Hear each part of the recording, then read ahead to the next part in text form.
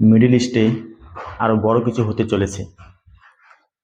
সঙ্গে সঙ্গে চায়না কেন ইসরায়েল থেকে তার নাগরিকদের বেরিয়ে আসার জন্য অ্যাডভাইজারি জারি করছে, আরো অনেক কিছু বড় বড় বিষয় মিডল ইস্টে ঘটছে, সমস্ত নিয়ে আমরা এই ভিডিওতে সংক্ষেপে আলোচনা করব। পাশে থাকবেন। চলুন ডিটেলসে জেনে আসি কি কি ঘটতে পারে এই মিডল ইস্টে। আমরা জানি গত সপ্তাহ থেকে ইসরায়েল এবং হিজবুল্লাহর মধ্যে প্রচন্ড লড়াই চলছে, একে অপরের বিরুদ্ধে লড়াই চলছে। যদিও এতে ক্ষয়ক্ষতির পরিমাণ লেবাননেরও বেশি হয়েছে, কারণ মানুষের মৃত্যুর ঘটনার থেকে সব থেকে বড় ক্ষতি কিছু হতে পারে না। সেই মানুষের মৃত্যুর পরিমাণ সব থেকে বেশি হয়ে দাঁড়িয়েছে লেবাননে। এই সমস্ত অ্যাটাক চলছে পাশাপাশি। এই ভিডিওটা আপলোড হওয়ার পর্যন্ত 700+ লেবাননবাসী ইসরায়েলের এয়ার স্ট্রাইকে মারা গেছে, এবং ইসরায়েল প্রায় 2000+ এয়ার স্ট্রাইক সাউথ লেবানন সহ বলবো সমস্ত লেবাননই করছে। বর্তমান ইসরায়েলের এইরকম ভয়াবহ আক্রমণ দেখে বিশ্বের অন্যান্য দেশ চিন্তিত, আরবের দেশ চিন্তিত, কিন্তু তারা কিছু করতে পারতেছে না। অ্যাকচুয়ালি কথা বলতে গেলে তাদের কিছু করার ক্ষমতা নেই আরব দেশের এবং ইউরোপের কিছু কান্ট্রির। এই সপ্তাহ থেকেই আমেরিকার নিউ ইয়র্ক শহরে ইউএন এর মিটিং চলছে। বিশ্বের বিভিন্ন দেশের নেতারা সেখানে জমায়েত হয়েছে, তারা তাদের ভাষণ দেবে।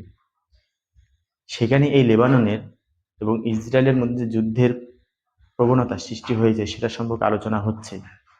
ইউএনের জেনারেল সেক্রেটারি অ্যান্টনি গুটেরেস জানায়, যেভাবে ইসরায়েল লেবাননের উপর অ্যাটাক করছে এবং অনবরত করেই যাচ্ছে, এবং যেভাবে সাধারণ নাগরিক মারা যাচ্ছে, তা দেখে ইউএনের জেনারেল সেক্রেটারি অ্যান্টনি গুটেরেসের গাজার কথা মনে পড়ে গেছে, এবং তিনি এও সাথে সাথে জানান যে বিশ্বের দেশগুলো সবাই একসাথে এসে এই যুদ্ধের অবসান ঘটাক।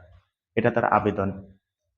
তার আবেদন কতটুকু কি হবে সেটা জানি না, কারণ তিনি সেই গাজা যুদ্ধ থেকে এই আবেদন দিয়ে যাচ্ছে, কিন্তু কিছু ফল হচ্ছে না, হবেও না যতদিন পর্যন্ত না আমেরিকা ইসরায়েলের পিছু থেকে হাঁটছে। এই ভাষণবাজি চলবে। এখানে যেহেতু বিভিন্ন দেশের লোকেরা একত্রিত হয়েছে, তারা এই লেবাননের যুদ্ধ নিয়ে খুবই চিন্তিত। আমি তো বলবো এক কথায় তারা ইসরায়েলকে নিয়ে চিন্তিত। এতদিন হামাসের সঙ্গে যুদ্ধ হয়েছে, তারা এতটা চিন্তিত ছিল না যতটা চিন্তিত এখন আছে।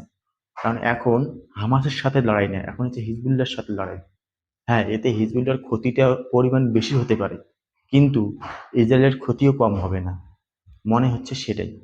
এখানে আরব লীগের দেশগুলো, সাধারণত ইরাক কিছু আরব লীগের দেশকে একত্রিত করে মিটিং করছে, এবং লেবাননের এই যুদ্ধ নিয়ে তারা আলোচনা করে।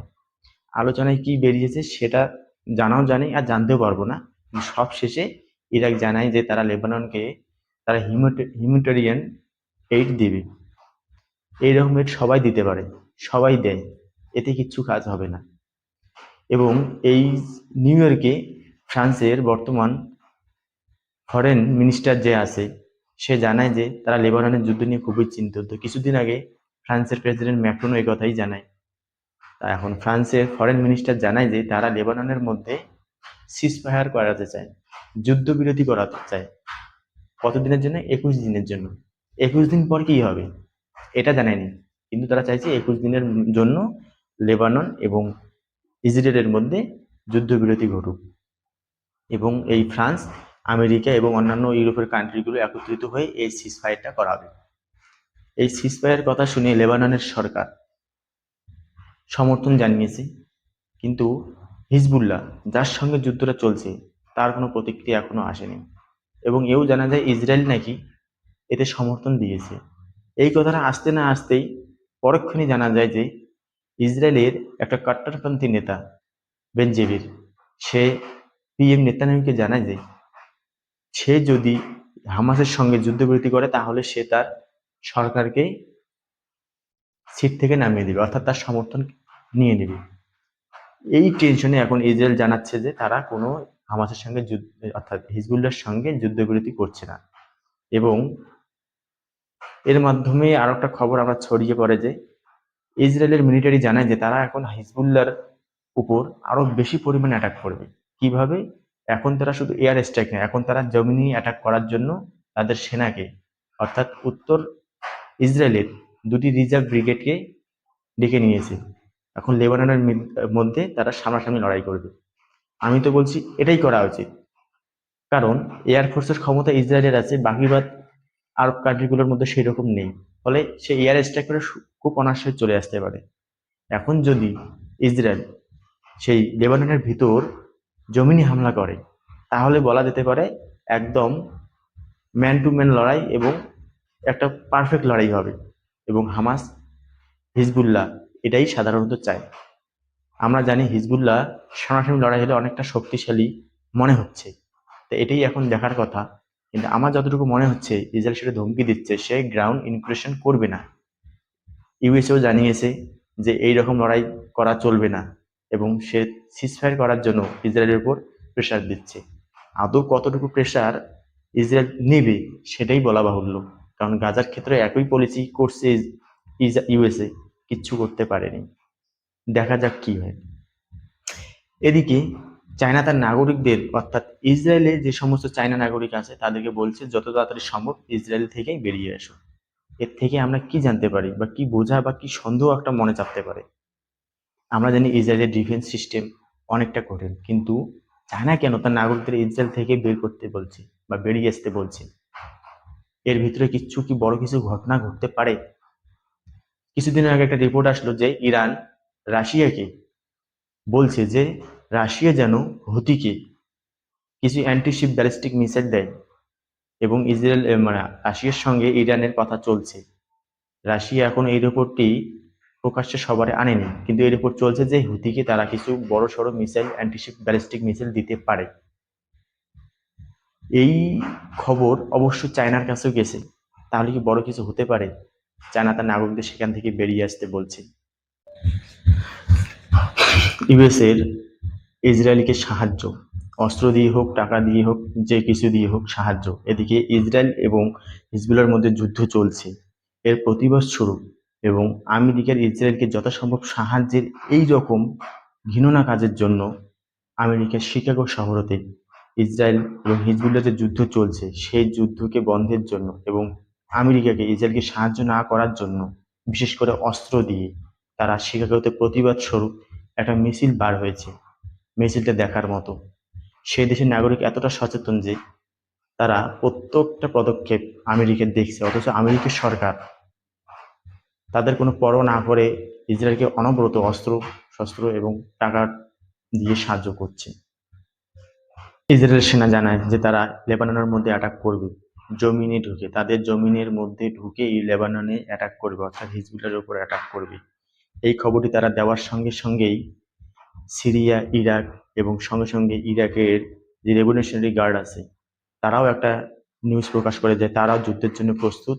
তারা সিরিয়ার যে অংশটি গোলান হাইটস, যেটা ইসরায়েল দখল করে আছে, সেখানে প্রায় 4,000-এর মতো সেই ইরাকি, সিরিয়ান এবং ইরানের সেই রেভলিউশনারি গার্ড সেখানে উপস্থিত আছে।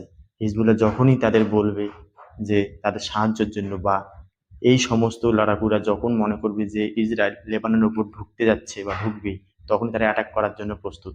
এবং সঙ্গে সঙ্গে যখন থেকে লেবাননের উপর হিজবুলের উপর অ্যাটাক শুরু হচ্ছে, তখন থেকেই সেই ইরাকের সেই মিলিটারি গ্রুপগুলো একের পর এক ইসরায়েলের উপর অ্যাটাক করছে। প্রথমে তারা এইলাত নামক বন্দর, যেটা ইসরায়েলের একটা বড় সড়ো বন্দর, সেখানে অ্যাটাক করছে। এই বন্দরের প্রায় কাজকর্ম প্রায় বন্ধ হয়ে গেছে হুতির প্রভাবে। সেই বন্দরে এই ইরাকের মিলিটারি গ্রুপগুলো অ্যাটাক করছে। এবং রিসেন্টলি তারা আরও 3 নম্বর অ্যাটাক হিসেবে তারা সেই গোলান হাইটসে অ্যাটাক করছে, যেটা সিরিয়ার অংশ, ইসরায়েল দখল করে আছে। তারা জানায় তারা হিজবুল্লাহকে সমর্থন জানার জন্য, গাজাকে সমর্থন দেওয়ার জন্য যতক্ষণ পর্যন্ত সম্ভব তারা এইভাবেই ইসরায়েলের সঙ্গে লড়াই করে যাবে। ইসরায়েলের রিসেন্ট অ্যাটাককে, অর্থাৎ ইসরায়েলের রিসেন্ট সেই এয়ার স্ট্রাইকে, সাউথ লেবানন যে এয়ার স্ট্রাইক করে, এখানে হিজবুল্লাহর ড্রোন বিভাগের প্রধান কর্মকর্তা মানে প্রধান সেনাকর্তা মোহাম্মদ সুরুরকে তারা ইসরায়েল মেরে ফেলে। এর প্রতিক্রিয়া হিসেবে হিজবুল্লাহ নয়, এর প্রতিক্রিয়া হিসেবে হুতি তাদের ভূমি থেকে, অর্থাৎ ইয়েমেন থেকে একটি ব্যালিস্টিক মিসাইল তেল আবিবের উপর ছুড়ে, এবং তেল আবিবের উপর সাইরেন বেজে এত তোলকালাম শুরু হয় যে সাইরেন বাজার মতো বাজে। দেখেন আপনারা। এবং এই ব্যালিস্টিক মিসাইলটি ইসরায়েলের ডিফেন্স সিস্টেম মানে প্রতিহত করতে পারলেও এই ব্যালিস্টিক মিসাইলটা এত ভয়াবহ ছিল যে প্রতিহত করার পরও প্রায় 18 জনের বেশি লোক ভয়াবহ ইনজুর্ড অবস্থায় আছে। এবং হুতি জানায় যে হিজবুল্লাহর কমান্ডারকে অর্থাৎ মোহাম্মদ শুরুরকে মারার প্রতিক্রিয়া হিসেবে তারা এই ব্যালিস্টিক মিসাইলটি ইসরায়েলের উপর ছুটছে এবং আরো এরকম মিসাইল প্রস্তুত আছে ইসরায়েলের উপর যাওয়ার জন্য। সম্পূর্ণ নির্ভর করবে ইসরায়েলের উপর, ইসরায়েল কিরকম করছে। এবং একের পর এক এরকম মিসাইল আসতেই থাকবে ইসরায়েলের ভূমির উপর। আমাদের তথা অনেক লোকেরই মনে হচ্ছে যে ইসরায়েল লেবাননের উপর অ্যাটাক করছে গাজা যুদ্ধের যে প্রভাব, তার উপর নেগেটিভ প্রভাব যে বিশ্বের মধ্যে পড়ছে সেটাকে হটানোর জন্য, যেন মানুষের একদম মানে লক্ষ্যটা লেবাননের উপর আসে, গাজার উপর থাকে না।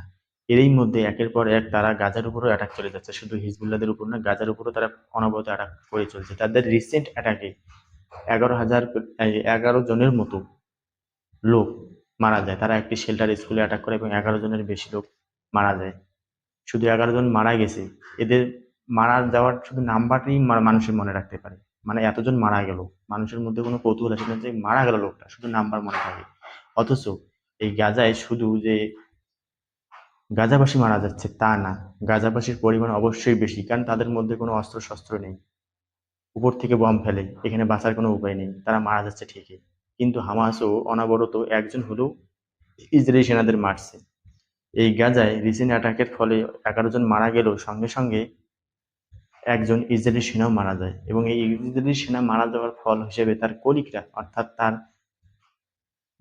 সাথী সৈনিকরা কিভাবে কান্নাকাটি করছে, এদের কান্নাকাটি দেখে আমাদের মতো সাধারণ লোকের খারাপ লাগার কোনো কারণ না। কারণ যেভাবে তারা গাজায় মধ্যে হত্যাযজ্ঞ চালাচ্ছে, এটা দেখে বা তাদের যে আজকে এই ঘটনাটা ঘটলো, তারা যে কান্না করছে, তারা একবারও কি ওদের কথা ভাবছে যে তারা কিভাবে আছে? যেহেতু ইউএনএতে মিটিং চলছে, অন্যান্য দেশের মতো আমেরিকার রাষ্ট্রপতি জো বাইডেনও সেখানে উপস্থিত। সে ভাষণ দিচ্ছে। সে জানায় যে তারা মিডিল ইস্টে শান্তি চায়, কোনো রকম ভাবে যুদ্ধ চায় না। এর জন্য আমেরিকা যথাসম্ভব চেষ্টা চালাচ্ছে। কি রকম চেষ্টা চালাচ্ছে তার প্রমাণটা আমরা দেখতে পাচ্ছি। যখন হিজবুল্লাহ এবং ইসরায়েলের মধ্যে যুদ্ধ চলছে, এরকম অবস্থায় আমেরিকার যুদ্ধ থামানোর জন্য কোনো কৌশল করছে না, বরঞ্চ এই যুদ্ধকে আরো উস্কানি দেওয়ার জন্য, ইসরায়েলকে সাহায্য করার জন্য তার যুদ্ধপথ 40,000 ট্রুপস সেখানে তো অলরেডি পাঠিয়েছিলই। এখন এই ভাষণ দেওয়ার আগে আগেই আরো এক্সট্রা কিছু ট্রুপস সেই মেডিটেরিয়ান সিতে পাঠাচ্ছে ইসরায়েলকে সাহায্য করার জন্য।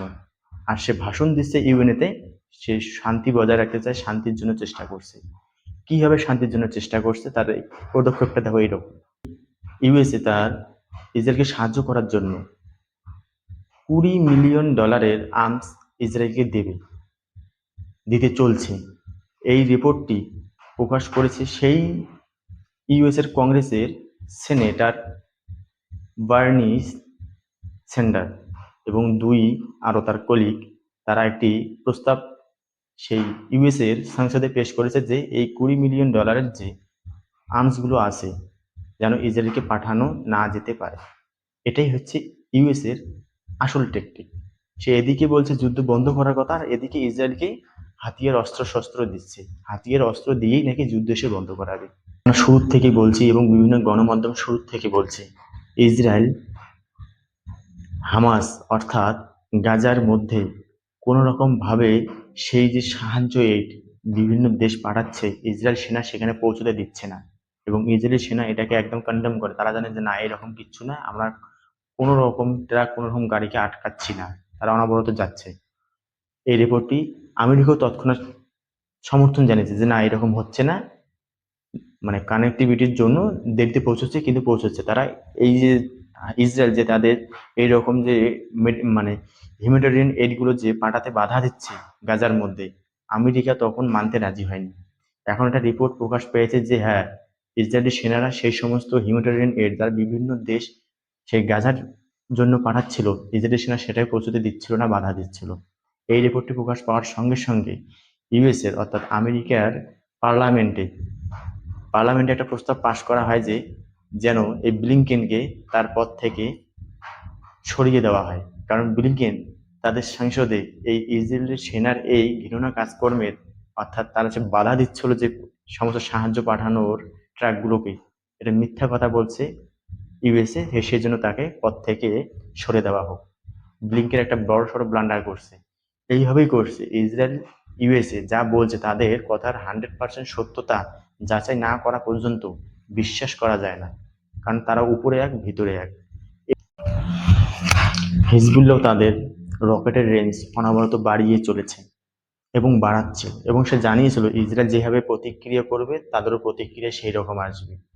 তারা ফাদি ওয়ান ফাদি টু যেহেতু মিসাইল দিয়ে অ্যাটাক করছিল, এটা হচ্ছে শর্ট রেঞ্জের মিসাইল। তারপরে তারা তেল আবিবের রাজধানীতে যে মোসাদের যে অফিস ছিল, যেখান থেকে সাথে কমান্ডিং করছে সমস্ত এই যুদ্ধকে, তারা এইভাবেই দেখছে, মনিটর করছে, সেই সেন্টারেও একটা ব্যালিস্টিক মিসাইল দিয়ে অ্যাটাক করে কাদের ওয়ান। যদিও ইন্টারসেপ্ট করতে পেরেছে ইসরায়েল, কিন্তু এটা ক্ষয়ক্ষতি তো অবশ্যই হয়ে গেছে। যদিও আমরা ইসরায়েলের সেই সমস্ত খবর সাধারণত পেয়ে থাকি না, কারণ ইসরায়েল সেগুলো বের হতে দেয় না। অ্যাটাক করছে। এরপর এখন হিজবুল্লাহ আরো জানিয়েছে তারা ফাদি 3 নামে একটি মিসাইল সেই ইসরায়েলের বুকে হিট করছে। তারা সাধারণত কোনো সাধারণ নাগরিকের উপর অ্যাটাক করেনি, তারা ইসরায়েলের যে সমস্ত এয়ার বেসগুলো আছে এয়ার বেস অ্যাটাক করছে, এবং সেই সঙ্গে এই ফাদি 3 মিসাইলটি জিক্রন নামক একটা স্থানে যে ইসরায়েলের যে অস্ত্রশস্ত্র তৈরির ফ্যাক্টরি আছে সেই ফ্যাক্টরিতে হিট করছে। হিজবুল্লাহ জানিয়েছে তারা এইভাবেই ইসরায়েলের যে সমস্ত এয়ারবেস, এই যে যন্ত্রপাতি তৈরি করা, অস্ত্র তৈরি করা কারখানা আছে, তারা সেখানে এইভাবেই অ্যাটাক করে যাবে। ইসরায়েলের এই ভয়াবহ স্ট্রাইকে যেভাবে সাউদার্ন লেবাননের মধ্যে অ্যাটাক করছে, নাগরিকদের এক জায়গা থেকে আরেক জায়গায় যেতে খুবই অসুবিধা হচ্ছে, তাদের যাওয়ার সম্ভব হচ্ছে না। এইরকম অবস্থায় সিরিয়া তাদের দরজা একদম খুলে দিল সেই লেবাননবাসীদের জন্য। তারা জানিয়েছে সেই লেবাননবাসীরা তারা যদি চায় অনায়াসে তাদের দেশ অর্থাৎ সিরিয়ায় আসতে পারে।